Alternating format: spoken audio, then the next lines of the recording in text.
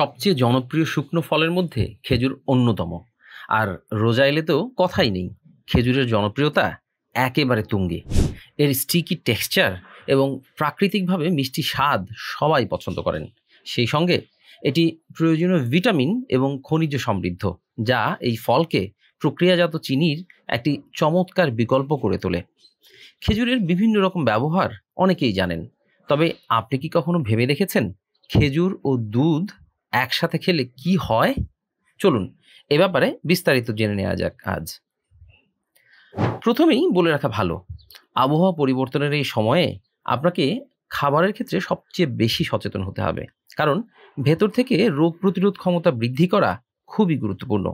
পুষ্টির আধার হিসেবে পরিচিত খেজুর এই মৌসুমী অসুস্থতা মোকাবেলায় একটি উপকারী ও খুবই কার্যকর খাবার হতে পারে।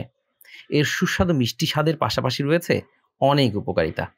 খেজুর হজম শক্তি উন্নত করে এবং হৃদরোগ দূরে রাখে, সেই সঙ্গে কাজ করে ডায়াবেটিস নিয়ন্ত্রণেও।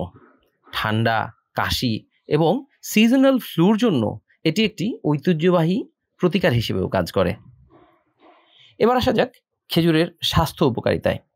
পাকা এবং শুকনো খেজুর উভয়ই ভিটামিন সি সমৃদ্ধ, যা একটি শক্তিশালী অ্যান্টিঅক্সিডেন্ট। এটি সংক্রমণের বিরুদ্ধে রোগ প্রতিরোধ ক্ষমতা শক্তিশালী করে। এগুলি B1, B2, B3, B5 এবং A1 এর মতো প্রয়োজনীয় ভিটামিনও সরবরাহ করে। রেফারেন্স হিসেবে বলা যায়, ডিকে পাবলিশিং হাউসের হিলিং ফুডসে উল্লেখ করা হয়েছে, খেজুর দীর্ঘদিন ধরে শ্বাসযন্ত্রের রোগের জন্য একটি ঐতিহ্যবাহী প্রতিকার।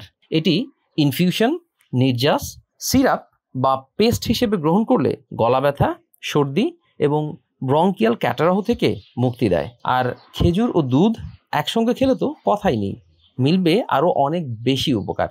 খেজুর দুধের রেসিপি তৈরি করতে কি কি লাগবে আসুন জেনে নিই।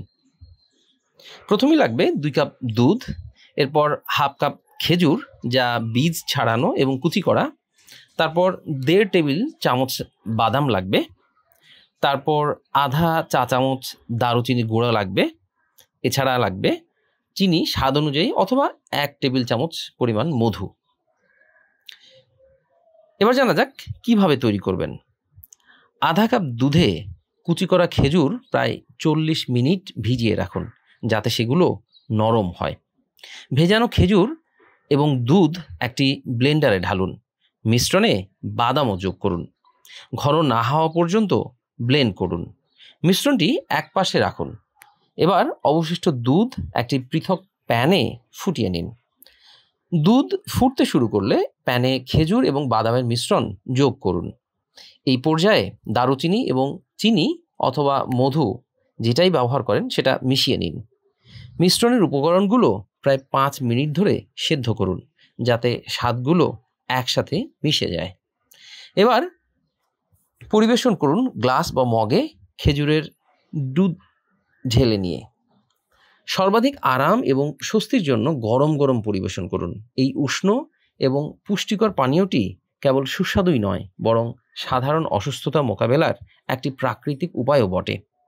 খেজুর, দুধ এবং মশলার মিশ্রণ একটি প্রশান্তিদায়ক এবং রোগ প্রতিরোধ ক্ষমতা বৃদ্ধিকারী পানীয় তৈরি করে। পরিবর্তিত আবহাওয়ায় সুস্থ থাকার জন্য 1 গ্লাস খেজুরের দুধ উপভোগ করুন।